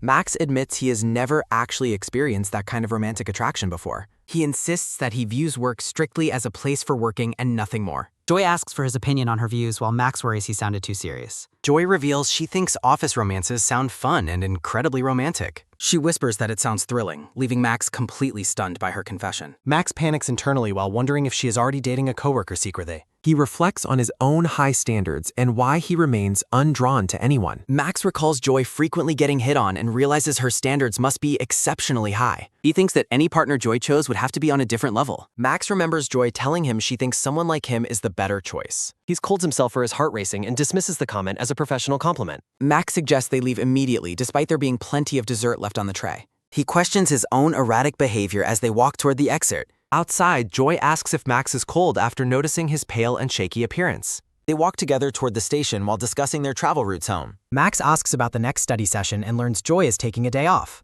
Joy excitedly shows him a ticket for a book signing by her favorite author. Max is taken aback by her deep passion for reading and her long-term fandom. A soft whoosh sounds while Joy expresses her immense joy over the new book release. Max watches her with a quiet gaze, struck by her radiant and genuine happiness. He reflects on how often he has seen her smile throughout their time together. Max realizes with a start that this is the first time he has seen her look this happy. Joy asks Max if he wants to borrow one of her favorite books. A heavy whump sounds as they stand together in the quiet street. Joy waves brightly as she tells Max she will see him tomorrow. Max walks alone through the illuminated park under the evening sky. He pauses in thought, his expression unreadable as he walks home. The next day, a rhythmic coughing sounds as a masked Joy works in a hoodie. Haley asks if Joy is sick, and Joy admits she started feeling unwell that morning. Joy jokingly suggests it is just her lack of makeup before mentioning her lunch doctor plans. The scene shifts as the office atmosphere begins to change. Joy looks surprised at her monitor, noticing that some vendors are not applying discounts. Andy promises to investigate and asks if finishing by tomorrow evening is acceptable. Joy remembers her excitement about winning a ticket to her favorite author's book signing. Max reminds her that tomorrow is Wednesday and asks about her leave request. Joy insists she will finish everything today or cancel her day off if necessary. Andy interrupts, suggesting Max and Patrick take over the issue since they handled it previously. A solid thud sounds as Andy claps Max's shoulder, asserting the duo is faster at reviewing code. Andy winks and asks the pair to handle the issue today instead. Joy hopes her medicine works soon while Andy jokingly warns her about spreading the cold. Andy promises to explain everything to the team lead while Joy sits in silence. A quick thud sounds as Patrick gives a thumbs up, telling Joy to go home and trust them. Patrick apologetically tells Max he has 2 wedding-related gatherings to attend that evening. Max is internally outraged as Patrick asks him to handle the entire task alone tonight. Patrick suggests they can all finish it together tomorrow if it doesn't get resolved today. A sudden thud sounds as Patrick pulls Max into a hug, calling him the team's ace. Max is left stunned and confused as he processes the sudden workload. He sits at his desk, staring at his phone and wondering about the right path forward. Esther notices Max is still there and asks if he plans to stay much longer. She suggests it would be better to work together tomorrow since it isn't even his responsibility. Max remains silent, acknowledging that waiting would be easier, but feeling torn. A cafe employee looks on with a puzzled expression behind her mask. A heavy thud sounds as Max orders an iced Americano with an extra shot. Night falls over the city, and the office remains brightly lit.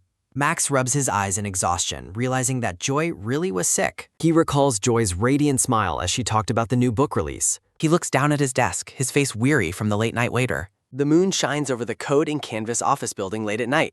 The internal chat system shows various team messages and requests from earlier. A dull thud sounds as Max slumps onto his desk, considering sleeping at the office. He takes a bite of a snack and wonders why Joy enjoys such sweet things. A hazy image of Joy's warm, smiling face flashes through his mind. Max covers his face with his hands, feeling overwhelmed by his own thoughts. He looks distressed, staring ahead and wondering if something has changed within him. Joy stands under the bright sun, surrounded by beautiful blooming cherry blossoms. An empty medicine pocket sits on a desk as the title Episode 16 Commit Feelings appears. Later, a healthy Joy asks Patrick if he has sent the requested stats app. She offers to handle it for him, prompting Patrick to praise her as the team ace. Joy wishes Andy a happy birthday and mentions she sent him a gift coupon. A sharp rip sounds as Joy opens a medicine packet before being invited to the cafe. Esther sniffs Joy's neck, asking about her perfume, while Joy laughs at the ticklish sensation. Max watches the crowded group from the break room corner, noting there is no room for loneliness there. Patrick jokes with Max and Joy while Joy looks down at a box of French desserts.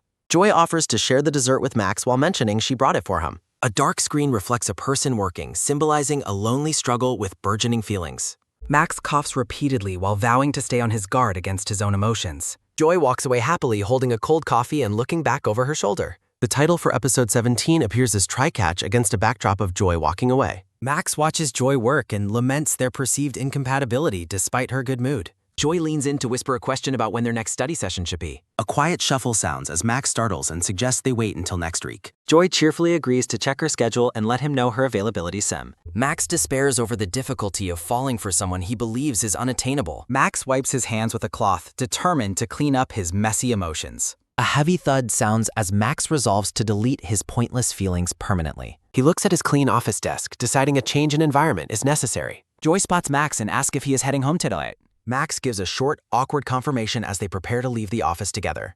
They stand together in a heavy silence inside the wood-paneled office elevator. Joy laughs at his unusual quietness while Max tries to hide a sudden cough. She tucks her hair back while reminding him she still owes him a meal. Joy excitedly shows him her fan signing ticket, thanking him for all his help. Max realizes that her radiant happiness throughout the day was due to the book event. He decides to keep the details of his recent illness and late-night labor a secret. Joy suddenly suggests they go out for dinner the following evening to celebrate. Max declines the invitation, claiming he already has plans with his family for tomorrow. A heavy silence follows as Joy processes his rejection and looks at her phone. Max recalls a hazy memory of her saying he would never cross the line. Max takes a risk and proposes having dinner the day after tomorrow instead. He reflects that Joy wouldn't give him false hope if she knew his true feelings. Max looks down stoically while Joy contemplates the proposed change to their plans. Joy looks away with a neutral, slightly pensive expression as she considers the offer. She turns back to look at him with wide, curious eyes and a silent pause. Joy finally smiles and agrees to the dinner date for the day after tomorrow. Bright morning light filters through the white blinds of a quiet bedroom window. A sharp smack sounds as a hand slams down on a phone to silence it. Max groans about work while his sister tells him to just quit and leave. A warm image of Joy's face lingers in his mind as he wakes up. Max calculates a new morning routine to ensure he and Joy aren't alone together. Sunlight hits the exterior of a modern residential building as the new day begins. A faint glint sounds as Max checks his watch and sees it is 10 o'clock. Max tells Patrick he's starting work later for the sake of his personal health. Patrick loudly announces Max's new schedule to the entire office with a hearty laugh. Joy looks up in surprise at the sudden news of Max's permanent schedule change. Max reacts with internal fury at Patrick's lack of discretion regarding his private business. Max feels overwhelmed and flustered as Joy tries to get his attention from nearby. Andy claps loudly, calling the team together for a brief announcement and attention. He asks if any developers or designers can join an off-site partner meeting today. Andy stares pointedly at a nervous Patrick to solicit a volunteer for the meeting. Max raises his hand immediately, seeing the off-site meeting as a perfect escape. Patrick hugs Max gratefully while Andy praises him as the team's reliable ace. The title screen for episode 18 appears as Max prepares for his out-of-office assignment. Max sits in the meeting room, mentally dreading the current situation. Max looks distressed while contemplating a long subway commute. The duo stands silently in the Ovir. Max is visibly stressed in the meeting while Esther watches. Esther asks if their requests are too much, but Max insists. Andy dismisses the group, allowing Max and Esther to leave. Max mentions a station transfer while passing a subway entrance. Esther happily suggests they commute together toward their destination. A rhythmic rattling sounds as the train travels through sunset. They sit together in silence inside the quiet subway car. Max reflects on his lack of personal conversation with Esther. Esther worries she forgot something at home while Max watches. She turns to Max and announces her final decision. Esther declares she won't quit, refusing to run from anyone. She holds her phone tightly while acknowledging her own mistake. Max looks down with a slight pout at her words. He remembers her earlier promise to resign very soon. Esther credits Max for her focus on her career growth. Max stares ahead silently while absorbing her sincere gratitude. She explains her desire to tell him this in person. Esther recalls his previous compliment as her favorite this year. She playfully challenges him to maintain his top supporter status. Esther laughs at his reaction to his rare smile. A soft sigh sounds as the atmosphere shifts into silence. She gently offers her support if he ever feels down. Max hesitates while beginning to speak her name aloud. Esther looks at him curiously as he pauses mid-sentence. Max quickly dismisses his thought despite her growing annoyance. He apologizes while looking away, leaving a lingering silence.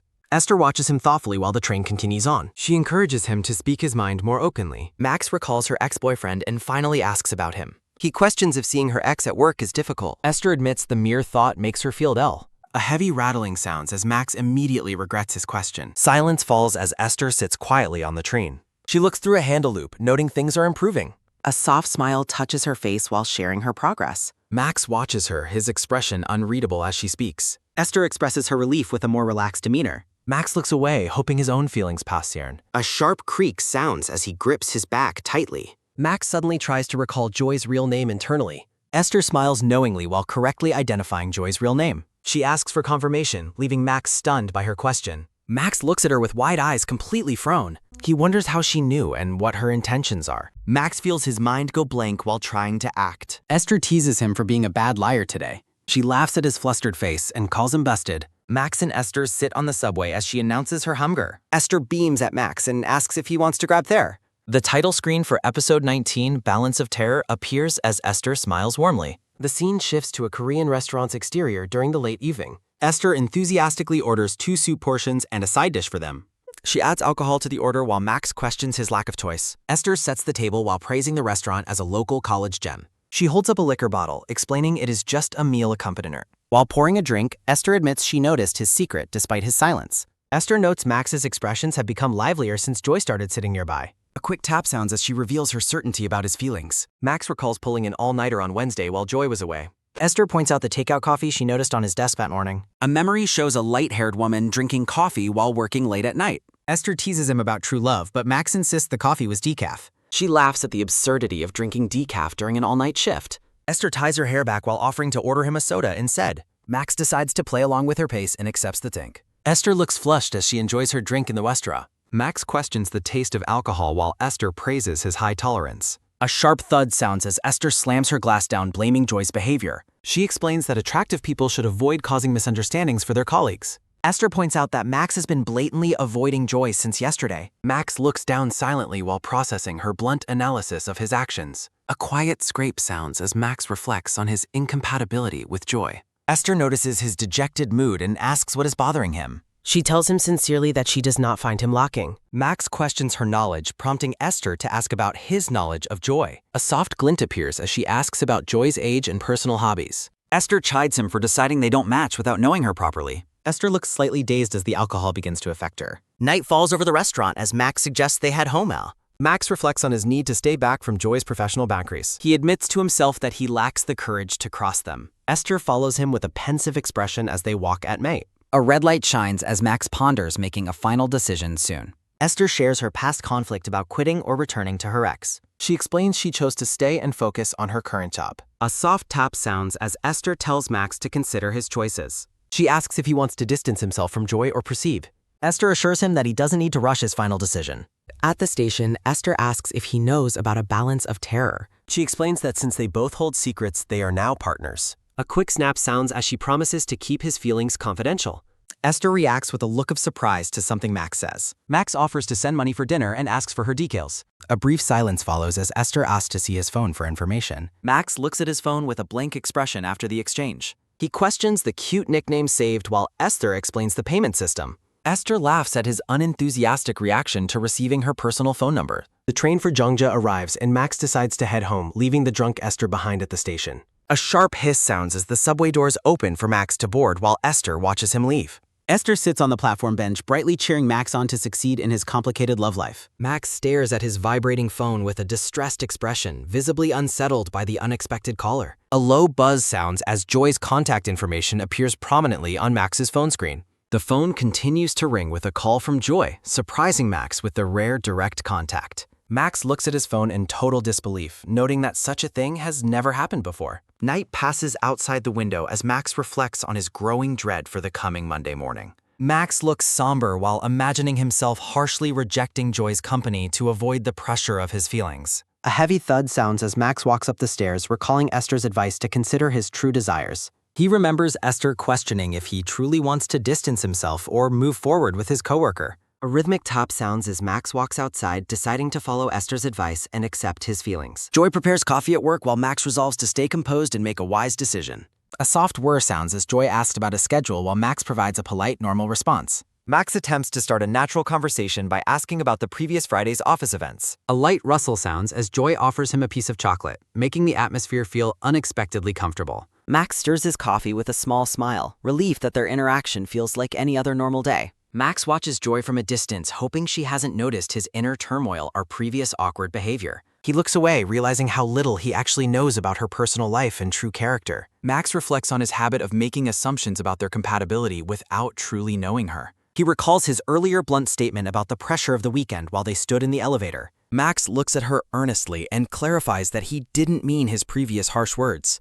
Joy looks at him with a silent, pensive expression as she processes his sudden, sincere apology. A soft click sounds as Max looks confused when Joy reaches for his hand in the break room. A steaming cup of tea and a single chocolate sit on a desk as a peace offering. Max admits to himself that his previous distance was a lame excuse to hide his growing feelings. He explains his weekend-long worry that she might have misunderstood his true intentions or feelings. Joy looks away awkwardly while scratching her head, unsure how to respond to his sincere admission. A quick swish sounds as Joy presents Max with a shopping bag containing a book and a gift.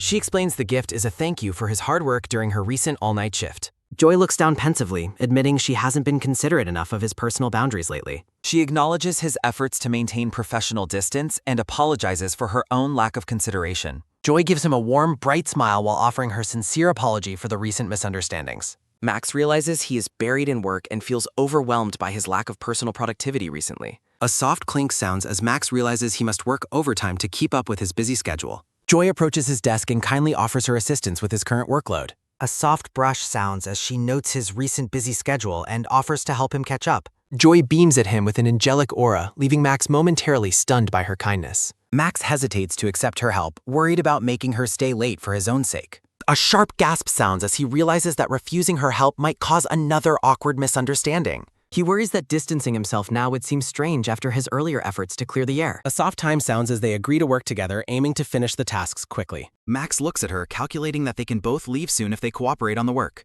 A soft sigh sounds as Joy falls fast asleep at her desk after finishing her tasks. Max approaches her sleeping form, carrying a blanket to make her more comfortable. A gentle rustle sounds as Max covers her with the blanket, reminding himself to stay focused. A rhythmic thumping sounds as Max watches her sleep, his heart racing at the intimate moment. Joy's eyes flutter open, catching Max staring at her from a very close range. Max quickly makes up an excuse, claiming he was just about to wake her up after finishing. A soft rustle sounds as Max worries he looks suspicious, hoping she doesn't get the wrong idea. Max notes the chilly air and warns Joy about her recent cold, while privately thinking that it has only been 30 seconds since he lent her his jacket. A feeling of relief washes over Max as Joy stretches and asks if they should head out, to which he readily agrees. Max decides to finish his remaining work at home as the title for the series appears at the bottom of the screen. Episode 21, Fall Down, begins with a sign announcing the elevator is under safety inspection and closed to users. Max and Joy stand in the hallway looking disappointed at the out-of-order elevator. They decide to take the stairs, with Max reflecting on how the elevator always seems to be under inspection lately. A rhythmic thud sounds as Max worries Joy missed dinner because of him, but she laughs it off, mentioning the mountain of leftovers in her freezer. Joy mentions the chicken Max gave her is still there, while he recalls giving her a coupon previously as they descend the stairs. Max confirms he lives with a family of 4, prompting Joy to express her jealousy over getting home-cooked meals every day. Max feels it is fair to ask a question in return, inquiring how Joy has been doing lately. Joy reveals she has lived by herself ever since graduating from high school. She explains the struggle of moving to Seoul for college and work with no local connections. A heavy thud sounds as Max suggests there must be perks like having free time after work. A steady top sounds as Joy explains she often stays late at the office because no one is home to welcome her. Joy beams while wondering if he understands her perspective, though Max admits he does not relate at all. Joy confesses that her small apartment and loneliness make her feel depressed, wishing she had dated more in the past. A quick top sounds as Max notes she always seemed bright at work, while Joy admits she is actually sensitive and worries about others' opinions. Joy admits she hesitated to give him the gift for fear of it being a burden, causing Max to look surprised. A rhythmic thud sounds as Joy jokes about the gift, quickly dismissing Max's gloomy apology with a laugh. Joy pensively admits she is someone who worries and hesitates quite a lot. Max looks at her with a serious expression, stating that he understands what she means. Max points out the broken sensor light in the stairwell and warns Joy to be careful on the stairs. A sharp slide sounds as Max considers using his phone's flash for that. A loud crash echoes as Max and Joy tumble down the dark stairs together. Max groans on the floor while Joy, landed on top of him, frantically asks if he is all right. A soft top sounds as Joy quickly silences Max's question about her well-being, pressing a finger to his lips. 2 women walk past the stairwell door, complaining about the broken main elevator and the restrictions on the freight one. Max's heart thumps loudly as he lies on the floor with Joy pressed close against him in the dark. A soft glow shines as Joy regrets not taking the freight elevator, while Max reflects on his near-death experience. A soft rustle sounds as Max thanks Joy at the bus stop for her help with work in the gifted book. Joy beams while sharing that the poetry book is her personal favorite, leaving Max feeling touched. She asks him to share which poem he finds most impressive after he reads it. Max promises Joy that he will be sure to read the book thoroughly. The night passes quietly with a single window illuminated in an apartment building. Max lies in bed, surprised by the type of poetry Joy enjoys as he flips through the book. A loud thud sounds as Max's sister bursts into his room, crying about her ex-boyfriend starting a new relationship. Max's sister sobs about her romantic misfortune, while Max questions her past dating choices and her dislike for office romance. Max's sister yells that she would have regretted not dating him, leaving Max wondering what she expects from him. She begs her little brother to go out for a drink, but Max looks completely drained. A dull thud sounds as the sister hits Max for ditching her while he ignores her and tries to read. Max complains about her bad breath while a small slip of paper falls out from the pages of his book. Max looks annoyed at his sister's presence until he notices the note that fell out. A soft rustle sounds as Max picks up the folded paper while his sister watches curiously. A sharp ding sounds as Max reads a handwritten note from Joy identifying her favorite poem and asking for his. A low shiver sounds as Max stares at the note in total shock and embarrassment. A rhythmic tremble sounds as Max frantically shakes the book to find which page the note fell out from. A heavy thud sounds as the sister playfully smothers Max with a pillow while he shouts for her to leave. The sister looks bored and scratches her head after Max's outburst. Episode 22, Fallback begins with a stylish portrait of Max's short-haired sister. The scene shifts to a bright cafe where Max and Joy sit together with their laptops after finishing work. Max looks at a note from Joy asking about his favorite poem while wondering which poem she chose. A soft tap sounds as Joy asks Max a question while they work at a parfait. Joy suggests using open-source designs for their project since they lack a professional designer. A sharp click sounds as Joy worries that their developer-made designs will look too F. Joy proposes bringing in a designer friend from Busan who is currently looking for new work. She explains that everything can be handled remotely through Messenger without the need for offline meetings. Max considers the idea and agrees that it seems like the best path forward for their project. Max is stunned when Joy decides to call her designer friend right then and there. A soft sip sounds as Max reflects on his early career habits of just following orders. Max realizes that being proactive and having strong communication skills are massive professional advantages. A sharp click sounds as Joy finishes her surprisingly quick phone call with her friend. Joy beams while announcing her friend is interested and she will set up a group chat tomorrow. Max admits he is impressed by how quickly she managed to solve their design problem. Max explains he would have wasted hours searching for assets instead of solving it with a call. He praises her skill in identifying gaps and saving them time while helping her friend. Joy touches her face while looking away with a pensive and slightly flustered expression. Max notes Joy looks flustered and suggests they wrap up their work for the day. Joy stretches as she notes the feature list is sorted and enjoys the refreshing evening breeze. They walk together while planning to handle the remaining coding work through online meetings. Max feels a sudden sense of sadness that their private work sessions might be ending soon. He notices the walk to the bus stop feels unusually short compared to previous days. Max stops and calls out to Joy as they reach the bus stop. He nervously asks Joy if she would like to have dinner with him. Max clarifies his invitation by noting that it is already around dinner time. He hopes to celebrate their project progress while planning to ask Joy about her favorite poem. Max panics internally, worrying he's being too pushy and fearing a potential rejection. Joy happily agrees to dinner and asks Max if he has a specific menu in mind. A soft top sounds as Max struggles to think of a restaurant while Joy laughs at him. Joy tells Max to trust her and follow along as she leads the way. A low murmur sounds as they walk together through the busy evening street. Joy explains she knows the area well because her home is located nearby. Max is shocked when Joy points toward a massive high-rise apartment building as her home. Joy laughs and clarifies that she actually lives in this smaller building located behind the tower. Max realizes Joy lives very close by as they decide to go out for lamb. Max smiles warmly and tells Joy they should head to the restaurant now. A low murmur sounds as they navigate the crowded city street together. They arrive at the restaurant only to find it is impossible to enter without a reservation. Joy remains cheerful and announces she has a secondary plan for their dinner. A rental inquiry sign hangs in the window of an empty enclosed shop. Joy looks flustered as she realizes her backup restaurant choice has also closed down. She frantically searches for another alternative while apologizing to Max for the inconvenience. Joy suddenly has a new idea that seems to catch her by surprise. A soft rustle sounds as Joy mentions a quiet nearby spot where they can eat in peace. Joy looks at Max intensely while stating that the new location is very close by. Max looks at Joy with a confused and curious expression as he waits for her suggestion. Max's eyes widen as a sudden, shocking realization begins to dawn on him. The scene shifts back to the modest apartment building Joy pointed out earlier. Max wonders with growing panic if Joy is actually inviting him to her apartment. Max stares in disbelief as he processes the potential implication of Joy's suggestion. He is overcome with shock at the thought of visiting her private apartment for dinner. The sun sets slowly over a quiet city river. A gentle whoosh sounds near a street lamp illuminating a warning sign by the stairs. Max and Joy sit on the steps together, enjoying snacks and the cool night air. Max takes a drink as a soft gulping sound punctuates his internal panic as he scolds himself for his recent behavior. He looks away, desperate to change the subject and clear his mind of his embarrassing and confusing thoughts. Max mentions he is enjoying the poetry book, making Joy smile with visible relief. He admits the note fell out by accident, prompting a lighthearted laugh from Joy. Joy leans in slightly and asks him if he is curious about the meaning behind the note.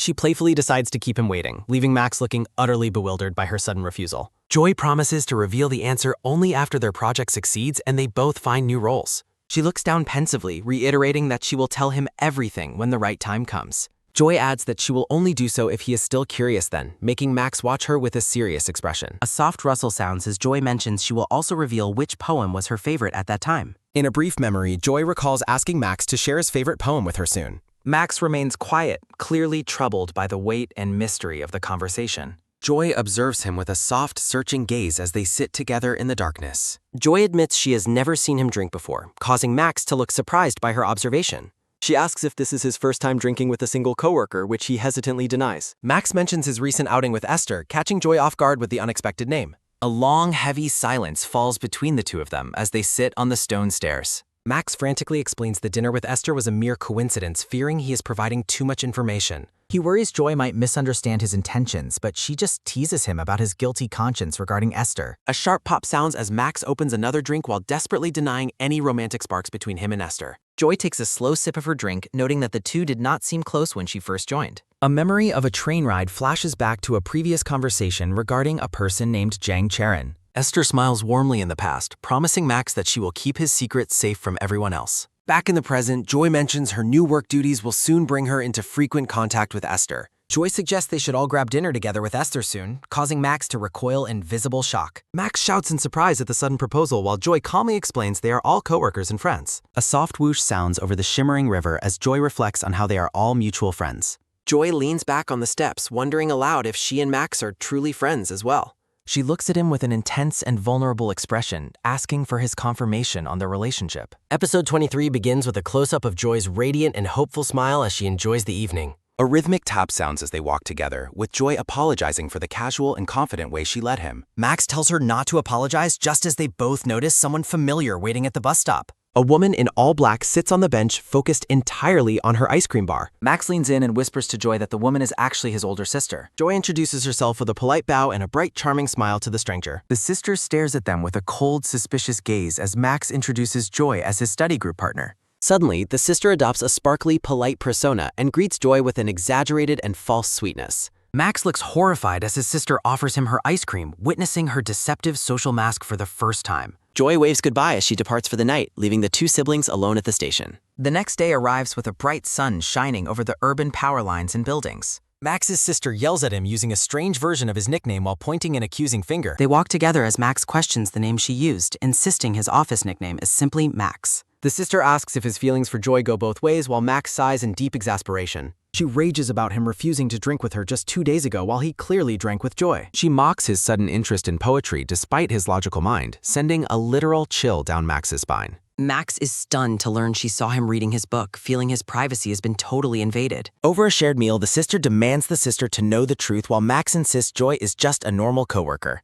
Max looks away as he realizes he's merely a one-way street Joy would never settle for. A soft squish sounds as his sister mocks his appearance while stabbing a cherry tomato at dinner. The sister laughs as she predicts a future of hardship and suffering for her poor brother. A low hum sounds as Max denies having strong feelings for Joy while his sister teases him. A soft slide sounds as Max questions why his sister brought him out just to discuss his romance. The sister drinks deeply while concluding that an office romance is definitely not an option for him. She looks at him with a judgmental stare and declares that he must fix his hair first. A sharp snip sounds as a professional stylist begins working on Max's messy hair while his sister watches. The stylist smiles confidently as she examines his features and prepares to transform his look. Max looks terrified as the stylist announces they are ready to begin his total makeover.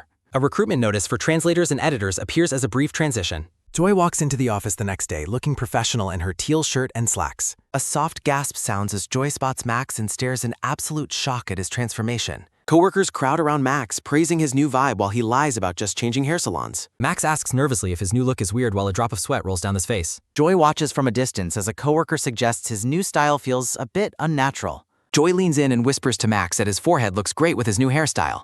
She teases him about going on a blind date while reminding him he still needs to study. Joy looks at Max with a dazed expression, wondering if he is the same person she knew. Esther laughs loudly while teasing Max about getting his eyebrows done, much to his embarrassment. Max wonders why everyone is making a big fuss over a simple haircut and new clothes. Esther continues her teasing as Joy watches them both with a concerned and curious expression. A sharp ding sounds as a notification lights up on Max's smartphone screen. A rhythmic tap sounds as Max frantically texts Esther to stop teasing him about his makeover. Joy looks over her shoulder at Max with a suspicious and slightly jealous gaze. A soft hum sounds as Esther checks her phone and smiles mischievously at Max's reaction. Joy ducks behind her monitor, watching the two of them with a look of growing confusion. Coworkers approach Max about a work document while Joy watches him intently from her desk. A soft crunch sounds as a coworker eats chips and stares at Max with a blank expression. The coworker asks if the previous Max quit because she doesn't recognize the man sitting there. Max wonders what he looked like before as his coworkers continue to react to his new appearance. A rhythmic tap sounds as the office lights flicker and a transition pattern appears. A soft yawn sounds as Esther asks Max if he is staying late to organize a proposal. A soft slide sounds as Esther complains about designers and developers being forced to work on proposals. A soft hum sounds as the elevator light glows and Esther dreads collaborating with her ex-boyfriend. A sharp ding sounds as the elevator descends and Esther worries about starting a fight in a meeting. A soft click sounds as Esther presses the button and vents about her ex picking petty fights. A soft whoosh sounds as Esther laments her past mistakes while Max tries to remain supportive. Max notes that negative energy is contagious and asks Esther how she feels about Joy. A long, heavy silence falls as they stand back to back in the moving elevator. Max offers to be her emotional trash can if she ever feels like she's about to explode. Esther stops and stares at him with a surprised and contemplative expression. Esther smiles warmly and offers to be his emotional trash can in return if he ever struggles. Max asks if she can really take responsibility for that offer, making her jokingly backtrack. A loud thud sounds as the elevator jolts violently, causing both of them to freeze in fear. A soft sigh sounds as Esther worries that the day is already starting off on the wrong foot. A digital display confirms the elevator has malfunctioned and stopped between floors. Max checks his watch and reports that maintenance is on the way to rescue them. A rhythmic puff sounds as Esther begins deep breathing to calm her visible panic. A soft whimper sounds as Esther admits she is terrified of the lights going out and being trapped. Max notes they are between floors so they won't die, while a tiny, horrified Esther reacts with shock. Max wonders about workers' comp for broken bones as the elevator creaks, while Esther demands he reassure her and mentions Joy. A soft rustle sounds as Esther suddenly pauses, her gaze shifting as if she just remembered something important. Max puts in an earphone and tries to reassure her that they will be rescued soon. Esther stares at him in silence, a bead of sweat rolling down her face as she processes his gesture. A soft slide sounds as Esther asks about the song title, while Max reveals he recently discovered it. Max and Esther are startled by a sudden jolt as the elevator begins to move again. A sharp ding sounds as the elevator reaches the first floor, and Esther gleefully tells Max they are moving while he asks for his earphone back. A soft whoosh sounds as the doors slide open, revealing Joy waiting there with a stunned expression. Episode 24, titled Trapped, begins with a close-up of Joy's wide-eyed and shocked reaction to seeing them together. A low hum sounds as Joy stares in disbelief at Max and Esther standing close together inside the elevator. Joy looks visibly shaken, her hand gripping her phone tightly as she gazes at the two of them. An awkward silence follows as Max and Esther stand sulking in the corners while Joy watches them from the outside. Esther is surprised to see Joy still at work while Joy explains she returned because she forgot her wallet. A soft slide sounds as Esther and Max both sheepishly remove their shared earphones in front of Joy. Joy hurriedly announces she must catch her subway while Esther tells her to get home safely and Max worries about his earphones. Max reflects on the awkwardness of the situation while suggesting Charon take the cargo elevator since the main one is faulty. Joy looks back with a confused expression, noting that Max is now missing one of his earphones while the other is still there. A soft hum sounds as Max realizes he couldn't hear Joy's last remark while she nervously laughs and says it was nothing. A soft whoosh sounds as Joy waves goodbye with a bright smile, promising to see them tomorrow. A rhythmic tap sounds as Max chases after Esther through the city night, calling out her name. A soft huff sounds as Max catches his breath and demands his earphones back, while Esther teases him about missed romantic opportunities. A soft slide sounds as Esther returns the earphone, mockingly warning Max that someone else might snatch Joy up if he hesitates. A soft whoosh sounds as Esther asks Max about his plans while checking her phone for the arriving subway. A low roar sounds as they enter the busy station amidst the crowd of commuters. Max notes the long walk to the bus stop and decides the subway is more efficient for today's journey. A soft hum sounds as Esther tells Max the choice to pursue or distance himself from Joy is entirely his.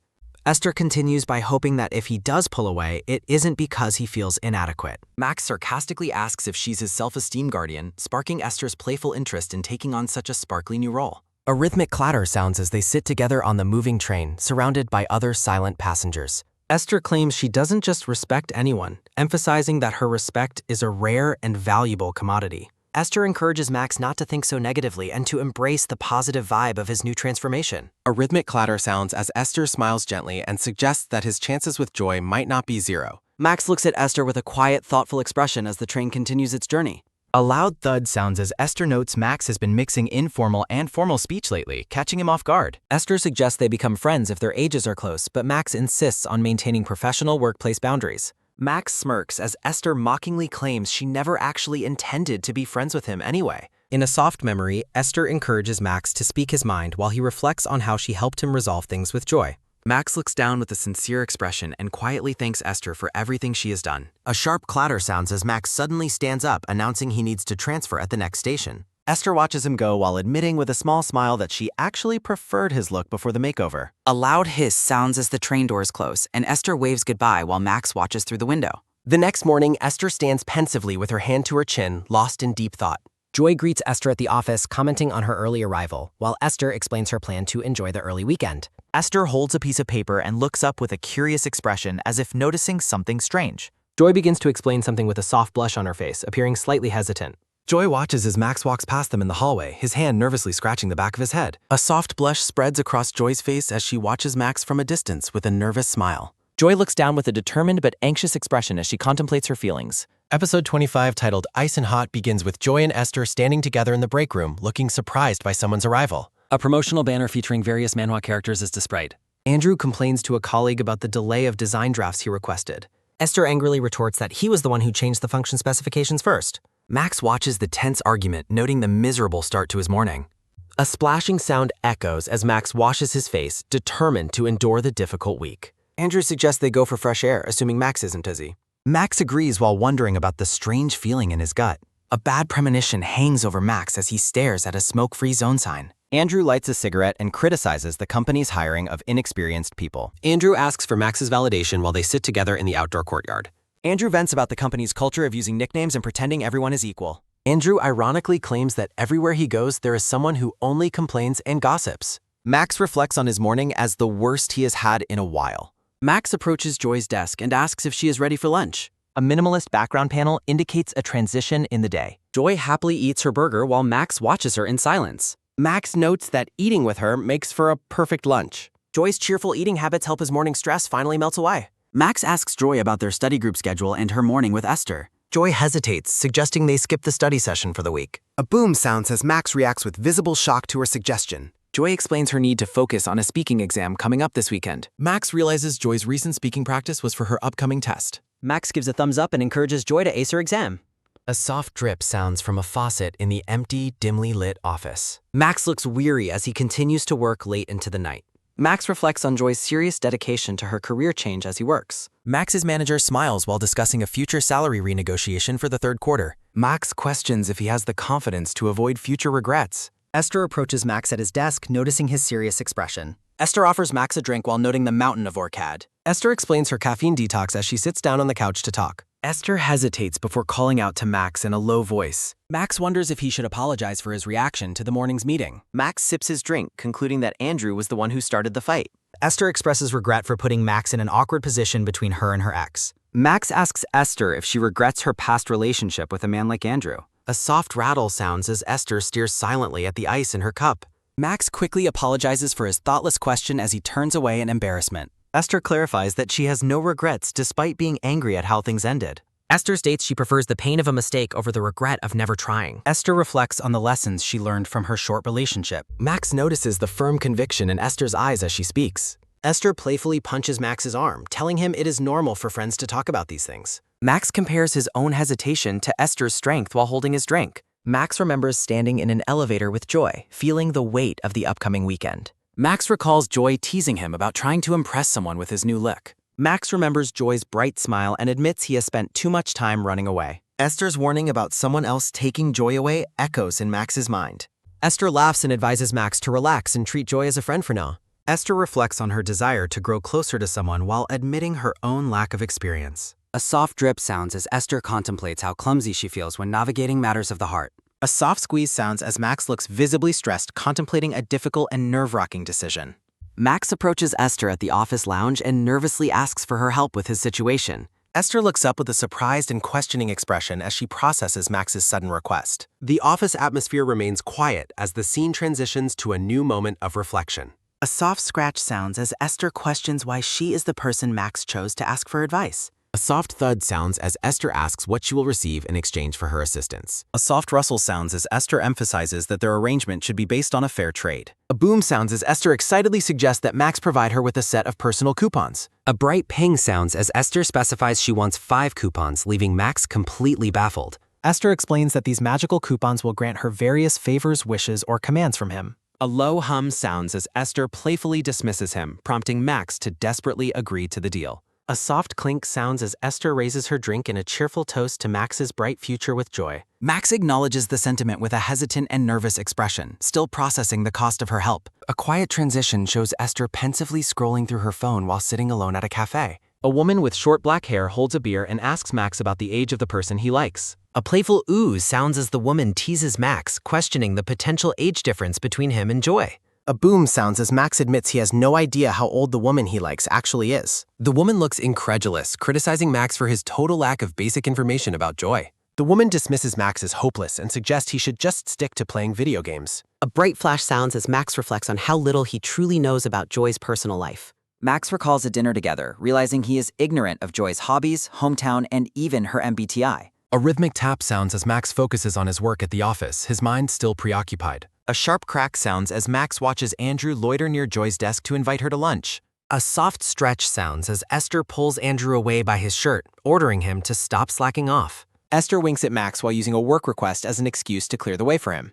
Max watches in relief as Esther leads the colleague away, acknowledging her subtle support. Max realizes that with Esther's active help, he can no longer afford to just stand by and do nothing. The workspace settles back into a productive hum as Max prepares to make his move. Max gathers all his courage and asks Joy if she is too busy to talk for a moment. Joy admits she is busy but offers to take a quick coffee break of them. Joy looks at Max with an expectant and curious gaze, waiting to hear what he has to say. Max feels the weight of the moment and resolves not to waste this perfect opportunity to connect. A soft gulp sounds as Max hesitates, carefully choosing how to phrase his next question. Max finally asks the question he has been wondering about, inquiring about Joy's actual age. A heavy thud sounds as Joy turns the question back on him, asking how old she looks. Max begins a logical calculation based on Joy's graduation year and her tenure at the company. A cold breeze sounds as Joy smiles knowingly, making Max realize his calculation might have been a mistake. Max panics and tries to backtrack, rambling about her looking young despite her professional experience. Joy laughs and tells Max he needs to broaden his thinking regarding people's varied life paths. Joy explains that she could have different types of degrees or educational backgrounds that shift her age. Joy adds that the time spent job hunting also adds another layer of mystery to her age. They arrive at the cafe where Joy asks Max if he prefers partners who are older, younger, or his own age. A soft jolt sounds as Joy leans in, focusing intently on his response to her question. Max thoughtfully states that age doesn't matter as long as it is someone he can grow alongside. Joy looks at Max with a soft and sincere smile, clearly touched by his meaningful answer. Joy laughs playfully and notes that he did a great job dodging her tricky question. A soft slosh sounds as Joy holds her green iced drink, the atmosphere between them growing warmer. Joy continues walking with Max while asking if he is still curious about her real age. Joy scans their surroundings and leans in to whisper. A thump sounds as Joy reveals she is 20.